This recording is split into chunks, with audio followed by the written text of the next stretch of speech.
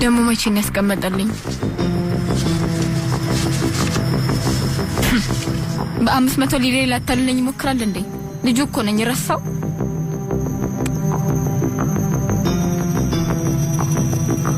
በደውልስ ምን እለዋለሁ?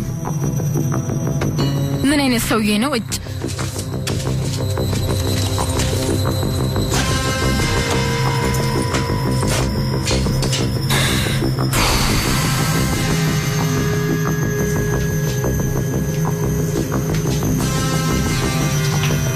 የአምላክ ስራ ግን አይገርምም?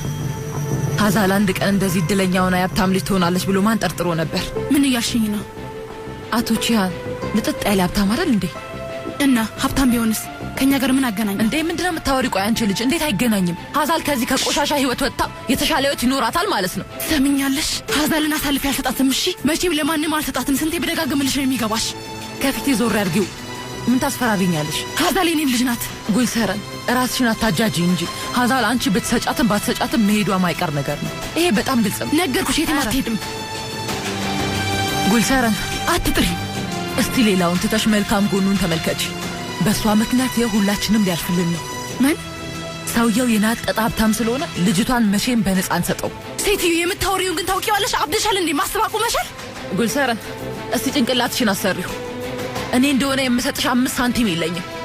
ስጋ እንኳን በአመት አንዴ ነው የምንበላው። ይህንን ቆንጆ አጋጣሚ እንዳታስመልጭን እስኪ ለፍልን።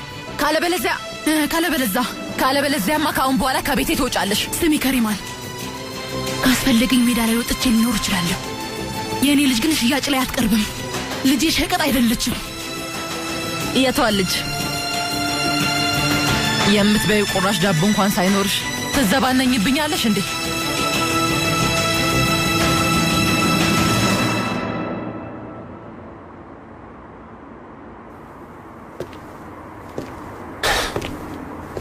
ምን እያደረግሽ ነው? ንገሪኝ። እያጠናሽ ነው? ለማጥናት እየሞከርኩኝ ነው። ለማጥናት እየሞከርሽ ነው? ለምን?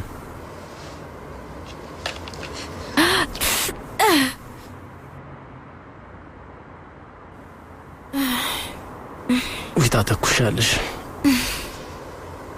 ምንድነው? ሙሻል እንዴ?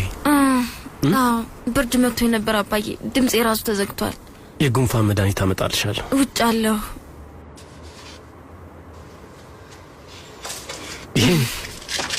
ተኝቼ ስነሳ ጠዋት ደህና ሆናለሁ። አታስብ አባዬ።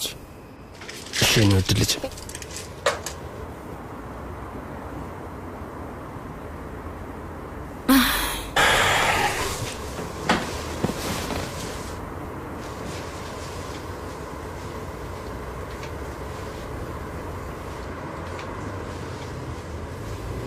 የእውነት እናትሽ ነው የምትመስዪው። ወይዘሮ ጉልሰረን ይመስላል።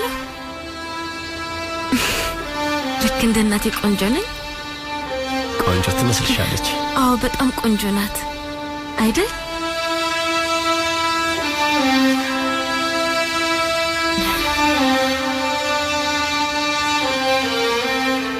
ውዴ፣ እኔ የምተውሽና ችላ የምልሽ እየመሰለሽ ነው አይደል? ካንስ ውዴ፣ እንደዛ ታስበልሽ። እንዳትፈሪ፣ መቼም ልተውሽ አልችልም። ማንም አይለየኝ። ወይዘሮ ጉልሰረን አትፈልገኝም። አትጨነቅ። ማለት እንዴት እንደዛ ልትቻልሽ? አወኩ። እንዴት? ስልክህን ቤት ረስተህ ሄድክ ጊዜ ደውላልህ ነበር። ከዛ አንስቻ አናገርኳት። ደስ አላላትም። እኔ ጋር ደውላ አንቺ ስላነሳ